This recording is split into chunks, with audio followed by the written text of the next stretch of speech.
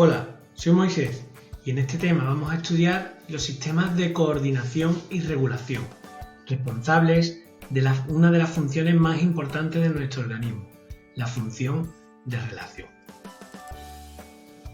Fijaros, la función de relación es la capacidad que tenemos los seres vivos para captar estímulos y elaborar respuestas adecuadas.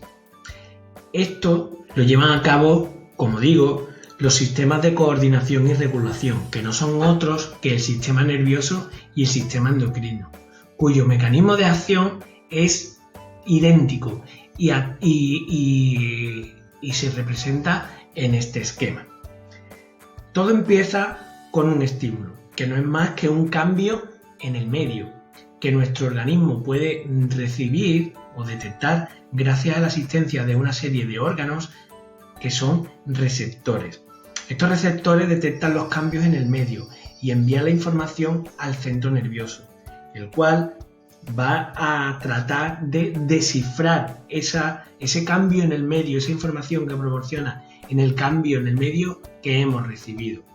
Una vez que lo descifra, elabora una respuesta adecuada cuya información envía a otro órgano denominado efector, que va a ser el encargado de ejecutar la respuesta que ha ideado el centro nervioso. Esta respuesta consistirá en un movimiento, llamamos respuesta motora, o en una secreción, llamamos respuesta secretora. Fijaros que el sistema nervioso y el sistema endocrino tienen mecanismos muy similares, sin embargo, sus respuestas poco tienen que ver.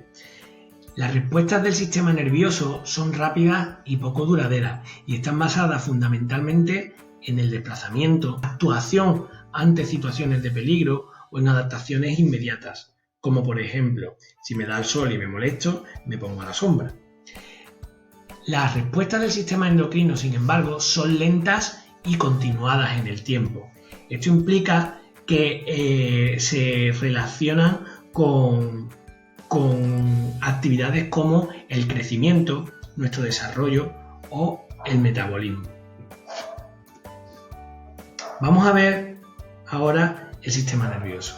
Fijaros, el sistema nervioso es el encargado de recibir, integrar y transmitir la información que procede del exterior o del interior de nuestro cuerpo, así como coordinar y controlar todas las respuestas de nuestro organismo. Interviene, por tanto, en la mayoría de las actividades fisiológicas y comportamentales de los animales en general y de nosotros en particular. Podéis observar aquí cómo el esquema es muy similar a lo que hemos visto antes. Receptores que reciben un estímulo que envía la información a un centro nervioso, que en este caso será el encéfalo o la médula espinal, que forman parte del sistema nervioso, y que envía la información a un efector que en este caso o puede ser un músculo o puede ser una glándula. ¿De acuerdo?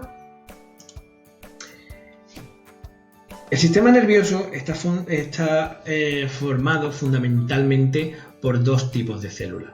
Por un lado, las neuronas y por otro lado, las células de la glía o neuroglía. Vamos a ir viendo cada una de ellas por separado. Fijaros, las neuronas son las células más características del sistema nervioso. Son su unidad estructural y funcional, ya que la función del sistema nervioso depende básicamente de la propia neurona. Son células altamente especializadas y cuando alcanzan su madurez dejan de poder dividirse, por lo que su número está fijado desde el nacimiento. En una neurona típica se diferencian tres grandes partes. Tendremos el soma, que es esta parte de aquí en azul, que es el cuerpo de la neurona, donde está incluido el núcleo y los orgánulos celulares. Después tenemos las dendritas, que son estas pequeñas ramificaciones arbóreas que tenéis aquí, ¿vale? Cortas y numerosas, por donde llega la información a las neuronas. Y por último tenemos el axón, que es una prolongación más larga que puede estar ramificada y que acaba en unas pequeñas estructuras denominadas botón sináptico que veremos posteriormente. a través de las cuales la información sale de una neurona hacia el destino que tenga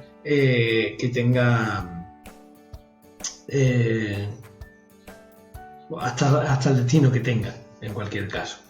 Las neuronas las podemos dividir o las podemos clasificar en base a diferentes aspectos. Claro, en base a su función tenemos neuronas sensoriales que transmiten la información desde el exterior al sistema nervioso, ¿vale?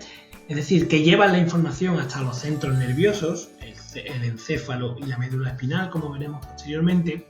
Y después tenemos las neuronas motoras, que hacen justo lo contrario. Transmiten la información desde el sistema nervioso hacia los músculos o las glándulas, es decir, hacia los órganos efectores. Por último tenemos las interneuronas, que son las que llevan la información de una neurona a otra. También podemos clasificar las neuronas en base a su forma.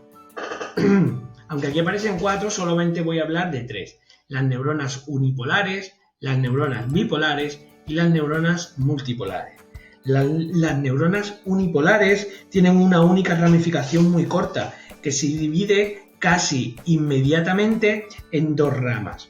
Una prolongación proximal y otra prolongación periférica. Después tenemos las neuronas bipolares, aquí las tenéis, que tienen 2 prolongaciones, una dendrita, aquí la tenéis, y un axón, aquí la tenéis, de tal manera que la información entraría por aquí y saldría por aquí. Y por último tenemos las neuronas multipolares, que son las más características, presentan un soma con muchas dendritas y por último un largo axón que transmite la información hacia las diferentes partes de nuestro organismo. Recordar que el axón de una neurona puede llegar a medir hasta 1 metro de longitud. Bien, además de las células de las características neuronas, las células dentro del sistema nervioso también existen otro conjunto de células, como ya hemos dicho, son las células de la guía, también denominadas neuroglías. Aquí vamos a diferenciar varios tipos de células que fundamentalmente lo que hacen es dar soporte a la nutrición y aislamiento axonal a las neuronas. Ahora los vamos a ir viendo. Son 4 tipos fundamentalmente. Tenemos los astrocitos, que los tenéis aquí, las células de la microglía, que la tenéis aquí, los oligodendrocitos y las células de Schwann, que no aparecen aquí. ¿De acuerdo? Fijaros, los astrocitos son células con aspecto estrellado que relacionan a las neuronas con los vasos sanguíneos.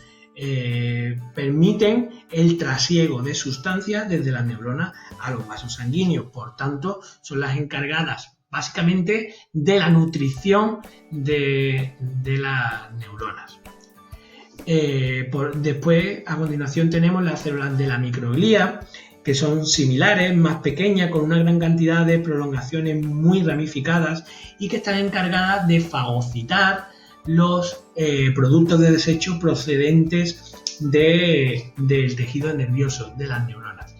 Y por último tenemos los oligodendrocitos y las células de Schwann, que son las encargadas de fabricar las bandas de mielina. La única diferencia es que un oligodendrocito puede estar conectado a varias neuronas formando las bandas de mielina de varias neuronas, mientras que las células de Schwann solamente están en una neurona y se encuentran así, como veis aquí, rodeando, como abrazando a el axón. He hablado de las bandas de mielina, pero no os he dicho lo que es. La banda de mielina es un revestimiento que presentan los axones que hacen que el impulso nervioso se desplace más rápidamente a lo largo del axón. De tal forma que existen 2 tipos de fibras nerviosas o 2 tipos de neuronas.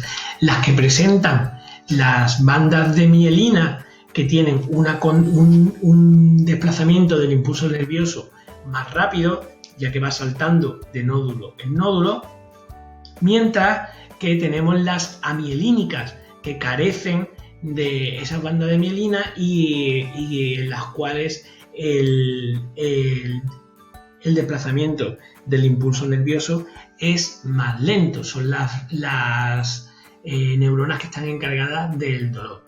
Si os fijáis aquí, las bandas de mielina tienen como pequeños cortes. Se denominan nódulos de Ranvier. Y es porque tanto los oligodendrocitos como las células de Schwann no forman una banda completamente continua, sino que es discontinua, porque no abarcan toda la longitud del axón. Eso permite que la circulación vaya dando saltos.